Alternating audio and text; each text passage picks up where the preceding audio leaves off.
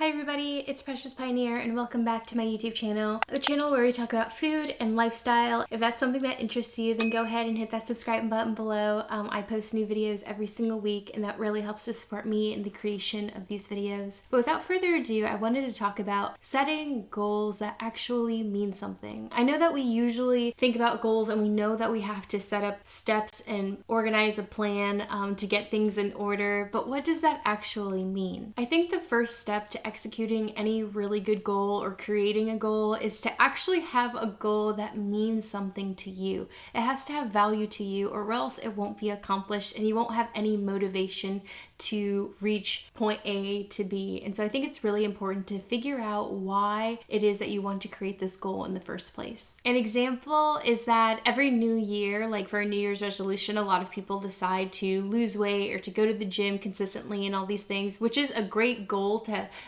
for the betterment of your health, to spend time to dedicate to your health and the wellness of your body and everything, but without realizing the value or what that goal actually means to you. A lot of the reasons why a lot of people go hard in January and then they trickle out in February and then they lose that goal is because they lose sight of what motivated them or what inspired it in the first place. Is it something that's trending to you? Is it something just to do because everybody is doing it? Like, finding the root of why you want to even start that goal is actually really, really important. It could be because you have a wedding coming up and you want to fit into your gown or all these different things, but identifying why you want to get started is kind of the crucial key aspect that you need to actually reach that goal that you wanted to start in the first place. So a tip that I have for you to make sure that you're effective in your goal reaching accomplishment is to create a value statement. The value statement is essentially if you were trying to explain and convince somebody to join that goal with you,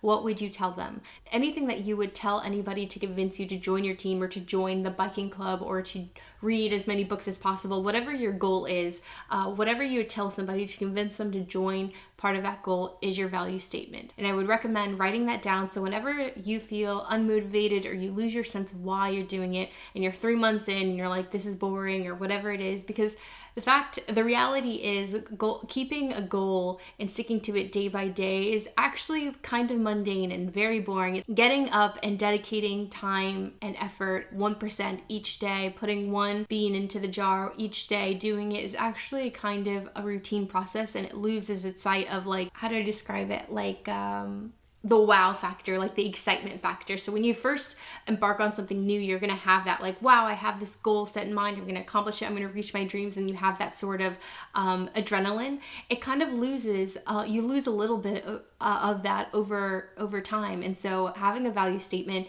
to read anytime you feel at a low point or you lose sight of why you're even getting started in doing this in the first place is really, really important. For me, I really wanted to pick back up reading again and develop really good habits for me to get into the routine of learning, spending more time learning. And so each day I read a chapter of whatever book. And at first it seems kind of like, oh, don't forget to do it. But having a strict schedule for myself, and implementing that into my routine actually helps build goals. And so for me, when I read, I usually like to have slow mornings and enjoy my coffee. And usually I'm looking through Instagram or YouTube. And so instead of doing that, I replace it with the time that I'm supposed to be reading. So it feels like it's a part of my day and it doesn't require any extra effort. And so definitely have your value statement and then find ways to implement your goal into your daily routine so it doesn't feel like you're going 100 and going super hard in January, and then suddenly when it comes to February you're like, oh, this is kind of more overwhelming than I thought, because our days are unpredictable,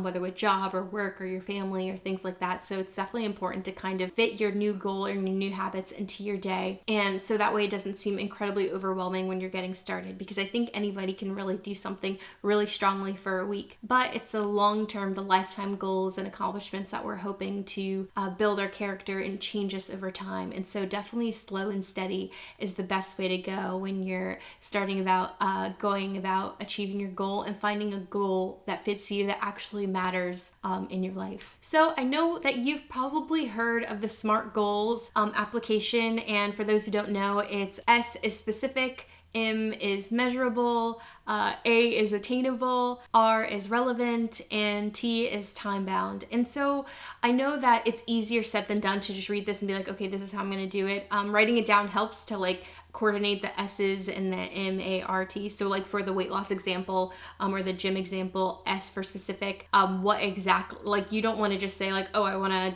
do this more or whatever. You want to have a specific goal in mind. So you could say, oh, I want to lose 30 pounds, you know, and then M for measurable. Okay, how do we track that? You would use a scale to measure your pounds, right? And then A for obtainable, you want to make sure that it's reasonable. You can't say, oh, I want to lose 30 pounds in a week. That's not attainable. You want to make sure that you can measure it. So maybe like 30 pounds in 3 months, like 10 pounds each month is pretty feasible. You want to make it relevant, you know, like make sure that it's relevant to your life. Like you have to figure out the why of why do you want to lose weight? Is it just because to lose weight, which is okay if you want that, but it's like, is it for the betterment of my body? Do I want to be more active? What is the reason that you pick this goal in the first place? And then T is time bound. We picked 3 months as a rule because that way you have a source of like, you can go at the end of the 3 months and you're like, okay, did I reach this goal? No, maybe I need to adjust it. Maybe I need to make it harder or lighter or whatever it may be, depending on you. And so finding your SMART routine to identify your goals is actually really, really helpful and can be really beneficial to you. I wanted to create this video actually because like I find that finding goals that have meaning has been very difficult for me. Like I'm the type of person that always has like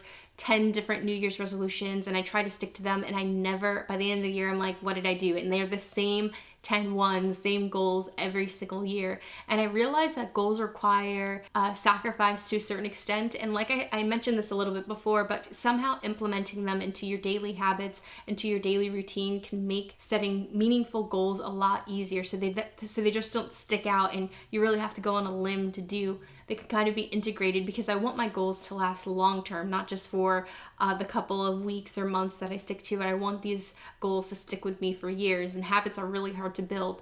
And so ingraining these goals and routines into your lifestyle can be really helpful because it helps develop our character. So I definitely recommend implementing your goals and your strategies into bite-sized pieces.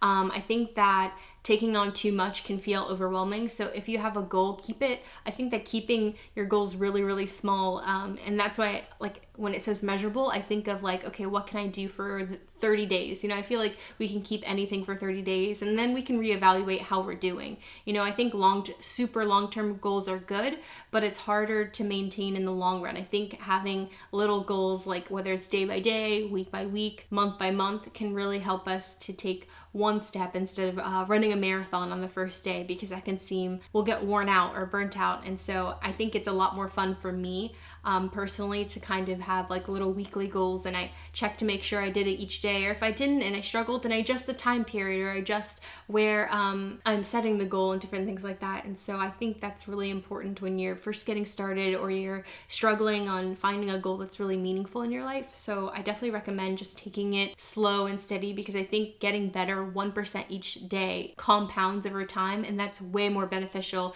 than you going 1,000 times percent in the first month and then burning out and then never picking up that habit or goal that you wanted to accomplish in the first place. The next thing is to write down your goal. I mentioned this a little bit before, but writing down your goal is so important because it actually makes it tangible.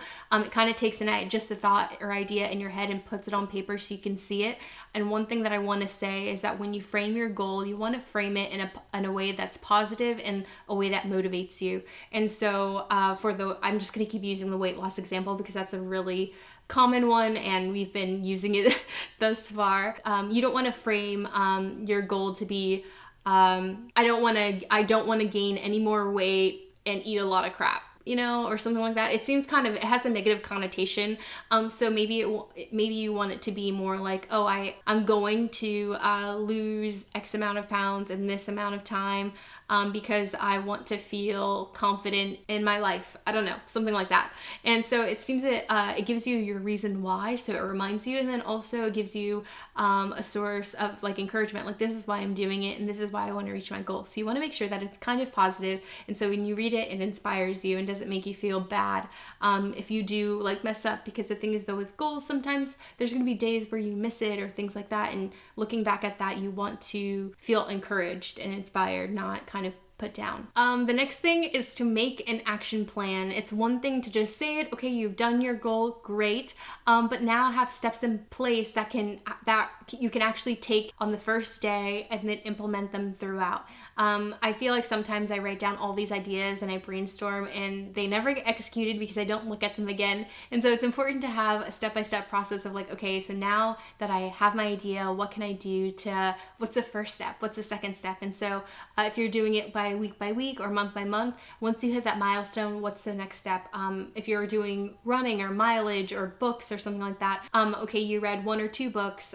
What's the next step? Do I shoot for 5 books this month? Different things like that. Have different measurable goals and check in with yourself and see how you're doing, and create an action plan that can help you get there. I think the biggest thing when it comes to creating a goal that's meaningful is that we have problems sticking with it. And so I definitely say, like with everything, stick to a goal even on days when you don't feel like it, even on rainy days or hard days. Just really try your best and be honest with yourself. But I understand that for the days that it doesn't, because I certainly have those days. But one of the biggest things I can definitely recommend is to help with accountability is to talk about your goal all the time. Tell anybody who will listen, depending on what it is. Sometimes tell people you trust, because there are always going to be toxic or negative people that will try to take that away from you or don't stick with you by your goal, and I don't think that's very encouraging. But tell people that you trust, because they will help you stay accountable to your goal. And they'll remind you like, hey, weren't you supposed to work out today? And you're like, oh yeah, I forgot. And they'll be like, well, you can do it. You can do it. Just go ahead and, do your thing. And I think that's a really important relationship to have. So I definitely recommend talking to people about it. It helps with the accountability. It helps you keep motivated if you have the right people in your life. And so definitely try to keep your goal even on days when you don't feel like it, even when it's hard. You'll feel a lot better than if you didn't. And the thing is though, like it doesn't even have to be 100%, I've been trying to work out a lot more since quarantine. I've been very lethargic and very slow. And so I'm like, let me work out, every single day. And there's definitely days where I'm just like, oh, I really don't feel like it. But I'm like, okay, let me just work out like for 2 minutes.